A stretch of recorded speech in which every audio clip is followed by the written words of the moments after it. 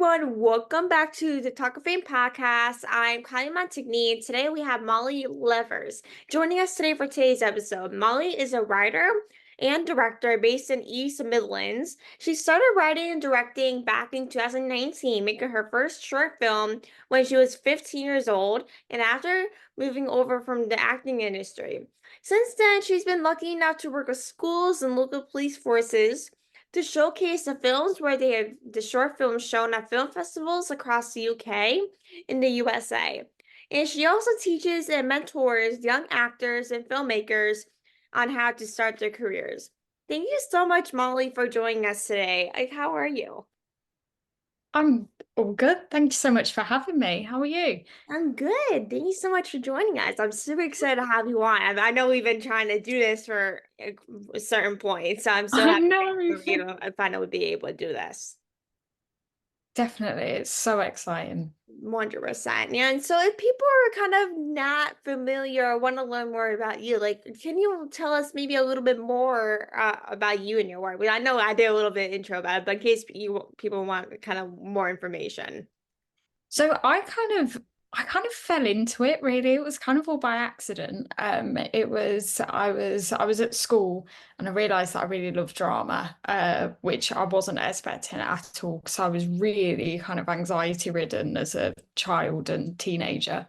But then I started acting, and then through acting I learned more about the industry and how things worked and everything. So then I made my first film when I was 15, and that was kind of a whirlwind. But yeah, ever since then, it's just kind of it's like more short films have been made, and I've been focusing a lot on the writing side of things as well. So in future, I'd really love to write for TV and things like that, because Mhm. that's where my heart is. But yeah, it's just kind of it's a very weird little thing that I fell into. Yeah, like it's like the same thing for me. It's like I didn't expect to be in podcasting. Growing up, I had anxiety as well. So, it's always like I feel like every time I speak with someone, they all maybe have anxiety and they said it was a mistake, which is like I'm just like, are you serious? Like, is that how everyone started out? Is with anxiety and it's all like unexpected? This Yeah. is crazy. But like, how did you make your first short film at only 15 years old? Like, I cannot imagine like going through that process at 15 years old.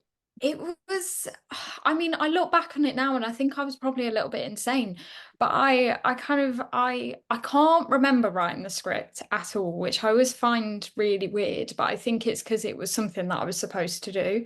So I can't remember when I had the idea for it or anything. I just know that it hadn't happened and then the script was there kind of thing. But no, I think I was just trying things out and seeing if I could write scripts. And then I had like a full short and I thought, oh, okay, see if I can make it, not ever expecting it to actually happen. And then I think it just kind of ran away with me a little bit. I think like being able to get people together and stuff, and I realized how much fun it was and how exciting it was. And that was when I first started realizing, okay, this is what I want to do, and this is like what makes my heart sing, kind of thing. But yeah, it was really fast paced and it was really random, and it was a lot of trial and error. I made so many mistakes with my first film, but it was I hadn't gone to film school or anything like that, so this was my first shot at it. So it was very much a case of I learned as I went. But I had such wonderful people around me and wonderful people that were part of the cast and crew that they like championed me throughout it all. So I'm always so thankful for that, for them making that first film experience brilliant. Yeah, like of course I'm only 15 years old. Like I cannot imagine making a short film. That's I can like that is like at 15 years old, that is something I would like literally die over is making a short film and making it seem like it was so perfect. But like how did you kind of get everyone together to make this film? Because I know with making a short film, it's not a one person job. Yeah, definitely. It was, I think because I come from an acting background, then there were a few people that I knew already, which was really handy. I don't know what I would have done if this was my first industry thing ever. So there were a few people that I knew or that I'd seen auditions before and things like that. So that was really nice to be able to work with those people finally. And then a lot of it was kind of friends of friends and social media. That was a massive tool to use, kind of putting it out there and being like, would anyone like to be involved? But yeah, so it was a massive whirlwind. Yeah, that's honestly the best thing why social media exists is that like, okay, I need people to work on this project. Why not post on social Exactly. media? Like it just realizes how social media is such a big tool, especially in Mhm. acting or entertainment itself. Definitely.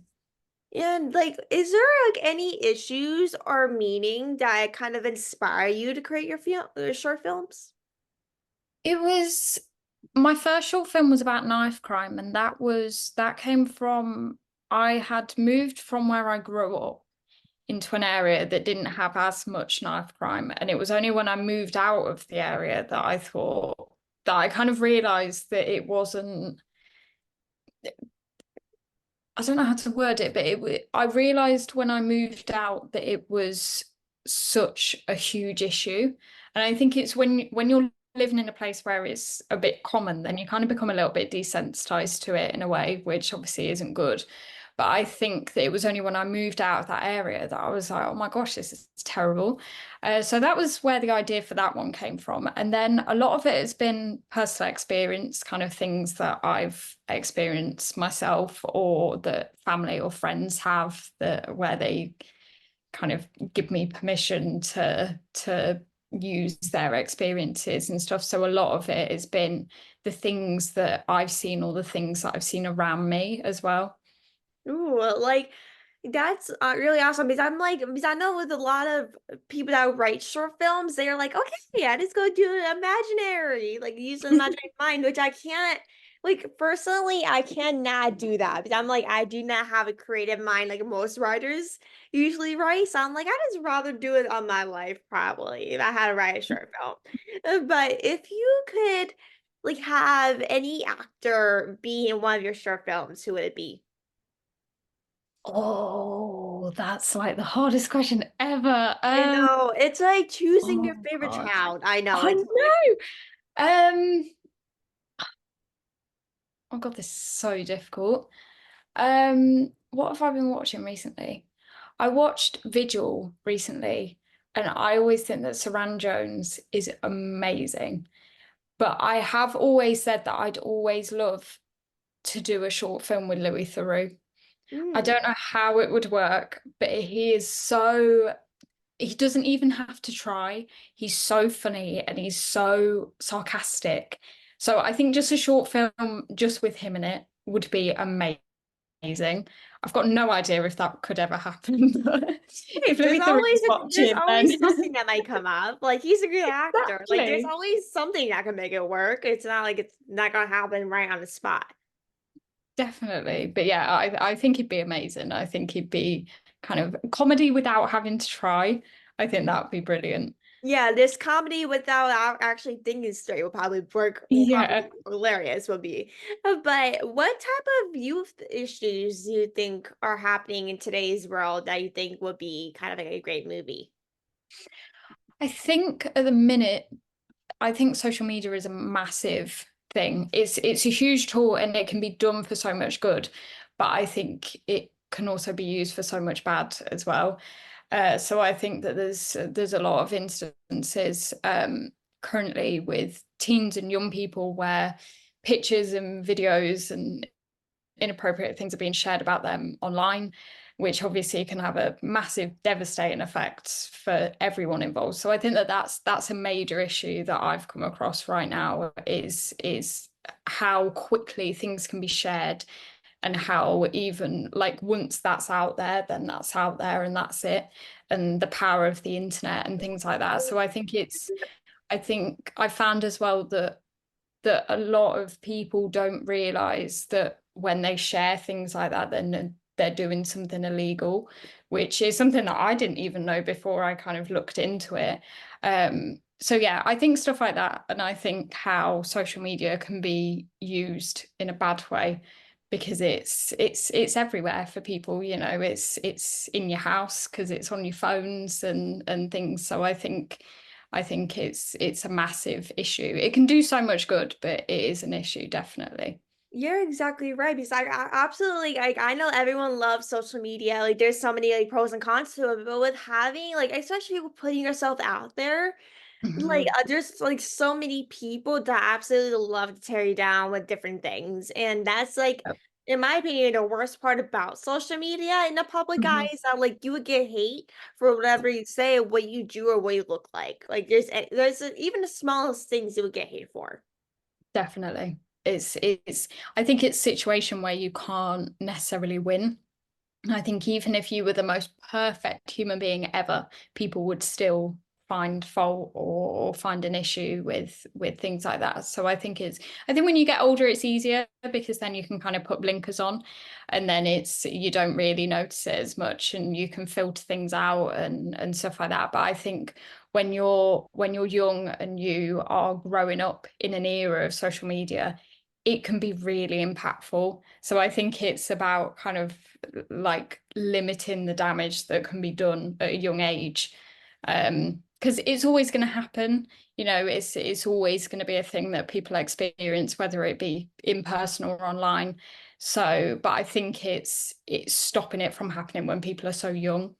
Right? Especially with me and you growing up with social media, like all growing up, we knew everything about social media. Social media was something in our lives, but like our parents, they didn't have social media when they were Mhm, kids. Like it's like the difference between the Gen Z generation and millennial generation is that like, mhm, okay, we grew up with social media. We knew what to do. We knew what mhm, hate was, or of course, like also watching television can influence how we act, or even the household we live in can influence so many things. But with definitely. growing up with social media, it can be such a positive, but Mhm. also a big toxic way to grow up nowadays, especially. Yeah, definitely. Yeah, and like for you, like what is kind of like the most challenging part as a writer? I think it's I think it's probably getting in my own head, to be honest. I think there's a lot of I find that there's a lot of imposter syndrome surrounding it. So I'll write something and I'll be happy with it at the time. And then it's kind of that little voice in the back of your head is like, no. So I think it's about separating yourself from what you've written. I think it's easier with film because obviously other people are involved in it. So the final product, that's also a testament to other people's involvement and things. So for me, when I watch that, I'm always so proud of the fact that people have been willing to be involved in things that I've done that that my side of it doesn't necessarily always come into it. But then when it's writing and when it's just purely writing and it's just me, then I think insecurities come out and it gets a bit like I think that's the biggest challenge is separating my own thoughts and feelings on it and then looking at it from like a film point of view instead of a me point of view, if that makes sense. Yeah, I honestly feel that so much because, of course, as like a writer or someone that kind of writes about different things, as a blogger, there's so many things. I oftentimes do get that way. I'm like, okay, I hate this writing piece I did. Like, what do I do to help it? Even though I'm a person that hates asking for help, I'm the type of person that always loves to judge my work. Like, even I've been doing this for years and I still judge it. Like, Mhm. like everyone kind of judges what they do in a way. Like there's Mhm. nothing bad about it. You're just like, okay, like what is this project I wrote that's probably not going to get anyone to work on it? Like it's like being a writer is something like so difficult, but also so Mhm. fun at the same time that you're like, Yeah. okay, this writing piece is horrible. I'm gonna restart this over again. Yeah. Like, let's redo it. Delete everything. Yeah, delete everything and just start Yeah. a new little intro, like a new Mhm. type of thing. But I wanted to ask you, like, what is Spirit Productions? So Spirit Productions was, I set that up. It's a production company mainly, and I set that up as a way to produce short films, so kind of under that umbrella. And then as time went on, it became a place where I could host workshops Ooh. and kind of teach acting and filmmaking and things like that to young people, still under that kind of Spirit Productions umbrella. Ooh, like when did you kind of start this whole production company? So that was when I was 15 as well. That was when I think it was initially because I was really nervous to put my name to anything. I think because my first film, I was so worried about it because I had no idea how it was going to turn out or because I had no idea what I was doing. So I wanted to do it under Spirit Productions so that I felt like it wasn't just silly me like doing something. It felt like I was a part of something, which I really loved because then obviously the people that were involved in the film then they became a part of it as well. So yeah, so it just kind of happened by accident again, really. Yeah, like that's kind of like what I was is like when I started this podcast, I'm like, I like no one's gonna listen to a podcast. Like not a lot of people love podcasts. And I literally started expanding different things by accident. And I'm like, what did I just do with my life? Like there's so many things that you just out by accident just so you can spend your work and you're like, okay, this is nothing. I need to do something else right with my life right now. Mhm, definitely. But like what types of like workshops do you guys offer at Spirit Productions? So a lot of it has been at the minute there's nothing going on because I've recently moved, which is a massive shame because I had to leave my previous group, which made me so sad. But a lot of the in-person ones, they were acting for film and TV. So instead of theatre acting, it was doing things like TV soaps and scripts and auditions and cold reads and stuff like that. So it was if the students then wanted to go on to work on things like soaps or TV shows or something, then they'd have the tools with them to do that. And then the filmmaking ones, that was a thing of we collectively kind of create scripts and then took them through to production. And now that I've moved, that's something that we'll be looking at now is being able to have them in production, which is really exciting. Ooh, that's so exciting. I'm sure there's gonna be many projects in 2024, right? Definitely, there's a lot happening at the minute that's mental. Oh, I can imagine. I can imagine. Like, if I was in that position, I'm just ready to have just a full blow some meltdown at this moment. Like this is too much. But before we head off, I want to ask you, like, how can people work with you? Honestly, just send me a message. I'm always up for anything really. So if there's any projects that anyone wants any help with or anything that I can kind of be involved in or something, then honestly just always message me or email me or something. It's always like just my name across everything really. So yeah, I'm always makes my day when people message me about things like I'm the that. same exact way. Like whenever someone texts me about something, I'm just like, yes, yes, and Yeah, yeah, please. But I want definitely. to thank you so much for taking the time to chat with us today. I really appreciate you coming on, taking the time. Your production company and everything you're doing is amazing. I can't wait to see Thank what you. projects you have coming out in 2024. And it's just, I'm sure there's going to be so much for you coming up. And I really appreciate everyone listening to this episode. I know there's a bunch of episodes coming out right now, which is amazing. So many bookings, but I really appreciate everyone catching up on these episodes. It means so much. And thank you so much, Molly, for taking the time to chat with us today. I really appreciate it. Thank you for having me.